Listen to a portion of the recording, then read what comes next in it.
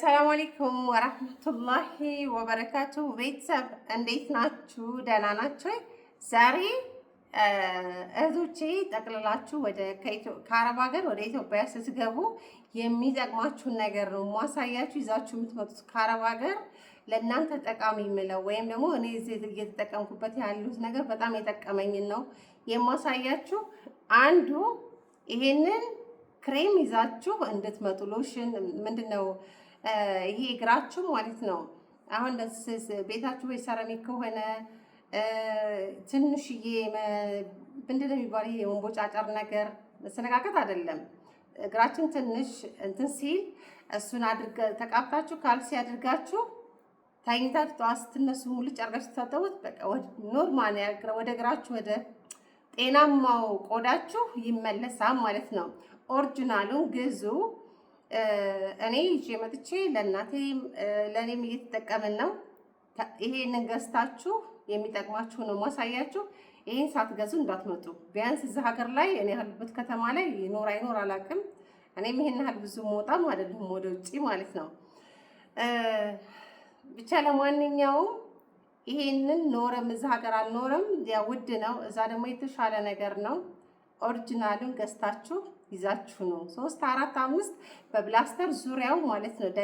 ደጋግማችሁ በደንብ አድርጋችሁ ልክ አድርጉ። ከዛ እንደዚህ ደግሞ 1-2 ጊዜ ሂዱበት። ይሄን ይዛችሁ ነው ብዬ የምላችሁ። ሌላው ይሄንን የኬክ ይሄንን ሳትይዙ እንዳትመጡ። ኦሪጂናል ነው። በጣም ነው የሚጠቅማችሁ። ይሄን አላመጣው ቢሆን ዛሬ ላይ ቆጨኝ ነበር። የምፈልግበት ቦታ ላይ እንደዚህ ወደ ሱቅም ባልወጣ ቤት ውስጥም ሰው ሲመጣ ሰው ደውሎ እንመጣለን በዚህ ሰዓት ሲሉ ቶሎ ብዬ ኬክ ምናምን ነገር ስንሰራ በዚህ ነው የምንጠቀመው። በጣም ነው የጠቀመኝ፣ በጣም ከምላችሁ በላይ ማለት ነው። እና ይጠቅማችኋል። በጣም ትንሽ ብር ነው በዋጋው ይሄን አላለም። እኔ ግን ገዝቼ አይደለም ሴትዬ ልጇ ገዝቶ ሲሰጣት እኛ ቤት ከቂጣ ውጪ እዛ አረብ ቤት ማለት እንሰራበት ቤት ቂጣ ነው እንጂ ኬክ ምናምን ነገር አንሰራም። እሻትልም አረግተው ማለት ነው ከውጪ ይገዛል። እና ለኔ ትፈልጊያለሽ ስትለኝ አዎ ብዬ ተቀብዬ አስቀምጬ ነበረ። ስመጣ ግን ሌላ ብዙ እቃዎች ሲቀሩብኝ ኢንሻአላህ አሁን አንዳንድ እቃዎች ይመጣሉ። ሰው ጋር አስቀምጫቸዋለሁ እና ይሄንን ከዛ ከቃይ ውስጥ እንትን ብዬ ፈልፍሌ አውጥቼ እሺ መጣሁ ማለት ነው። ይሄንን ግዙ።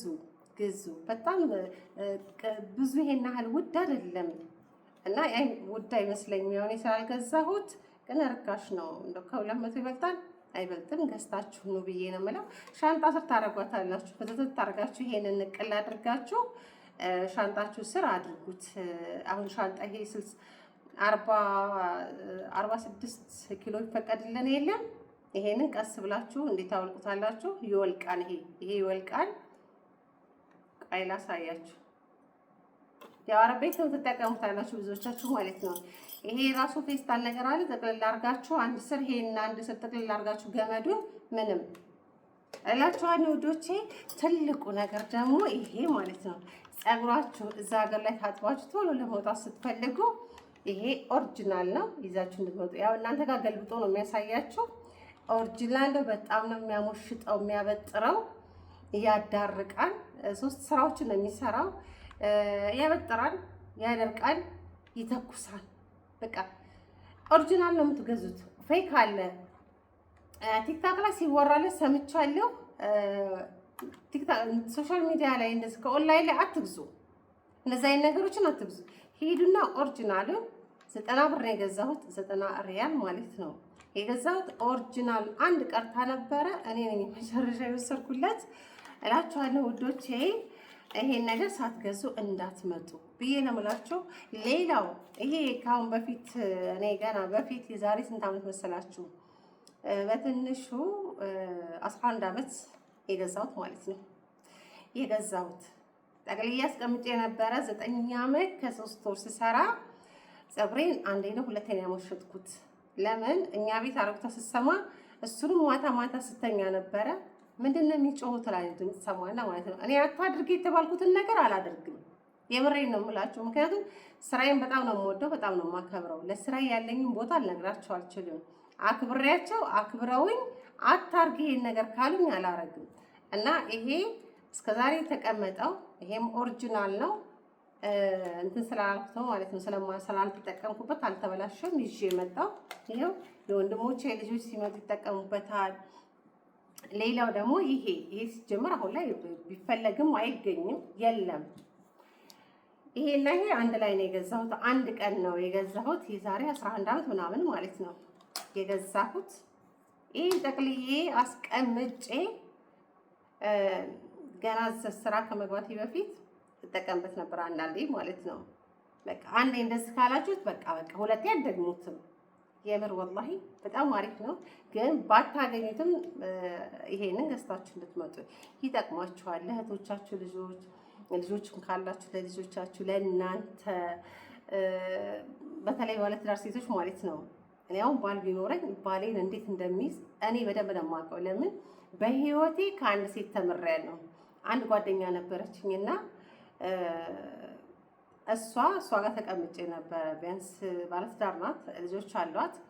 ባሏን እንዴት እንደምትንከባከብ እንዴት እንደምትይዝ፣ ሁሌ ሙሽራ ናት። በቃ ባሏ ሁሌ ሙሽራ ነው የምትመስዩ ነው የሚላት፣ ሁሌ ማለት ነው።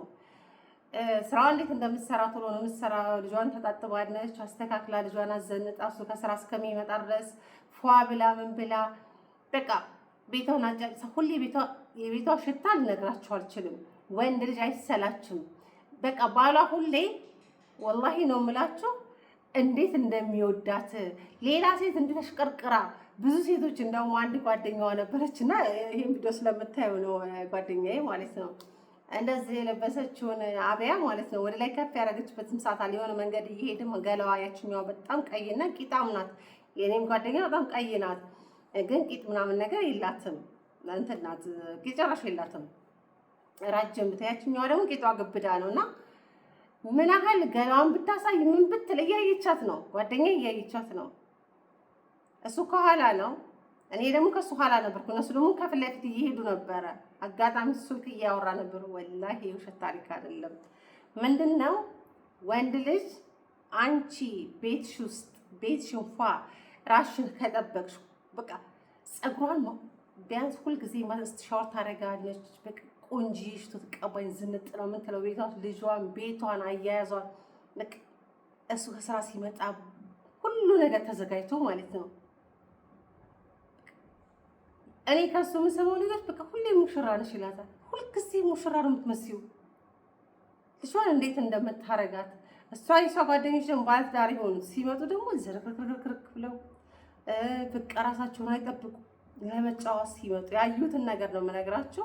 ራሳችሁን ጠብቁ። በዛ አጋጣሚ ባለትዳር ሴቶች ራሳችሁን በደንብ ጠብቁ። ራሳችሁን ወንዶች ቤት ውስጥ ራሳችሁን ከጠበቃችሁ ወዴትም ፍርግጥ አይሉ። እዛ ሀገር ላይ በጣም ፍቺ በዝቷል። 3 4 ወልደ ፍቺ በቃ ንብረት መካፈል ነው ንብረት። እኔ እንኳን ጓደኞቼ ሁለቶቹ ይኸው በቃ ጠዋትና ማታ ፍርድ ቤት ነው። ጠዋትና ማታ ሴት መብት ነው የሚሮጡት። ሴት መብት በቃ ጭቅጭቅ ውስጥ ነው ያሉት።